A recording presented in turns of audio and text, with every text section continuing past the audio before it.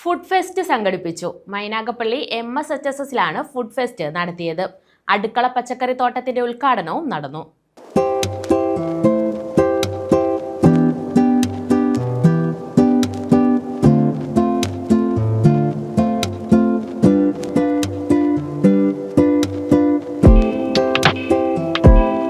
Mynagappally MSHSസിലാണ് food fest നടത്തിയത്.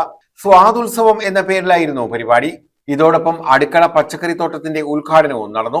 ചവറ ഉപജില്ല non meal officer Vijayakumar ഉദ്ഘാടനം നിർവഹിച്ചു. ഈ സമീപ പ്രദേശത്തെ ഏറ്റവും മികച്ച അധ്യയനം നടക്കുന്ന സ്കൂളുകളിൽ ഒന്നായിരുന്നു മിലാദർശി ഹയർ സെക്കൻഡറി സ്കൂൾ.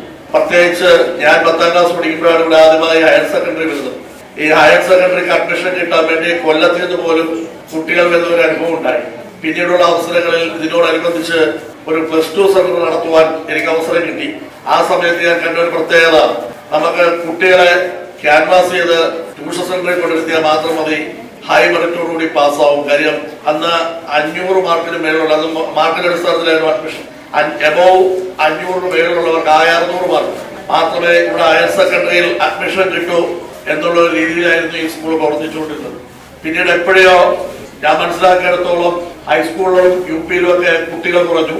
പിന്നീട് ഏറെ താമസിയാതെ തന്നെ സഞ്ജീവ് സാറിന്റെ നേതൃത്വത്തിലുള്ള ടീമിന് അതിനെ കൂടുതൽ മെച്ചത്തിലേക്ക് കൊണ്ടെത്തിക്കുവാൻ കഴിഞ്ഞു എന്നുള്ളതാണ് യാഥാർത്ഥ്യം. പ്രഥമാധ്യാപകൻ സഞ്ജീവ് കുമാർ, പ്രിൻസിപ്പൽ അനീസ് ബഷീർ, അഡ്മിനിസ്ട്രേറ്റർ അബ്ദുൽ സലാം കുട്ടി, ബൈജു BS, ബീന B, ഗൗരി, രഹിന എന്നിവർ പങ്കെടുത്തു. ഇതേപോലുള്ള ഫുഡും കാര്യങ്ങളൊക്കെയാണ്. പക്ഷെ ഇന്നത്തെ മക്കള് ഫാസ്റ്റ് ഫുഡിന്റെ പുറകിൽ പോയി ഒരുപാട് അസുഖങ്ങളാണ് അതിന്റെ പേരിൽ പിടിച്ചിരിക്കുന്നത്.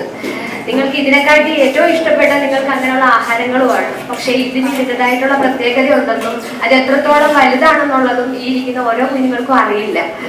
പിന്നെ നമ്മുടെ ന്യൂസ് ബ്യൂറോ, ശാസ്താംകോട്ട.